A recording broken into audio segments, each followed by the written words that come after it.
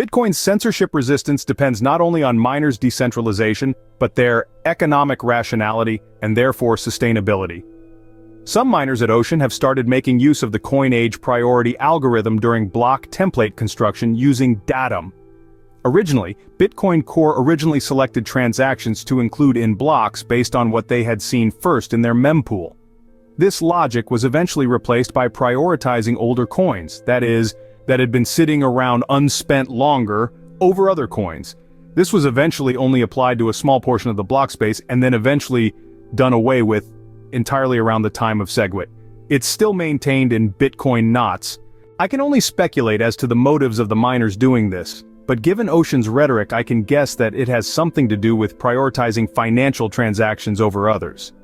Even if not, even if it is purely to help small-value UTXO owners, it is still every bit as irrational. You can partition block space as a miner however you want and prioritize ordering of transactions however you wish within those partitions. But it does not change the fact that block space is a fungible good being valued on an open market. If criteria other than the fear rate are used to decide which transactions to include, you will leave money on the table.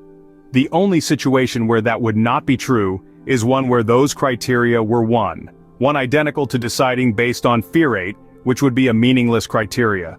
Creating a subsection of block space, selected for by other criteria, ultimately accomplishes two things.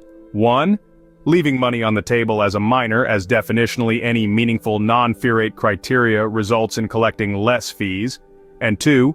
Create a bucket of block space submitted to competitive fee pressures according to whatever different criteria is used, without any of that pressure, creating direct revenue increases for miners using this new criteria.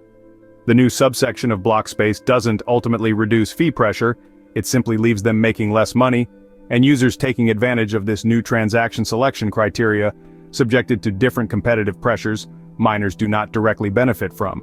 You can't hide from the reality that block space is a fungible good priced on the open market. You can accept that or you can lose money. The only alternative is to futilely try to censor classes of transactions you don't like, and if you happen to succeed, you destroy a core property of Bitcoin in the process. Mining staying decentralized, widely distributed with many small operators, is critical for Bitcoin's censorship resistance. It's a shame to see signs like this of such smaller miners being economically irrational, given that it has huge implications for their success long term.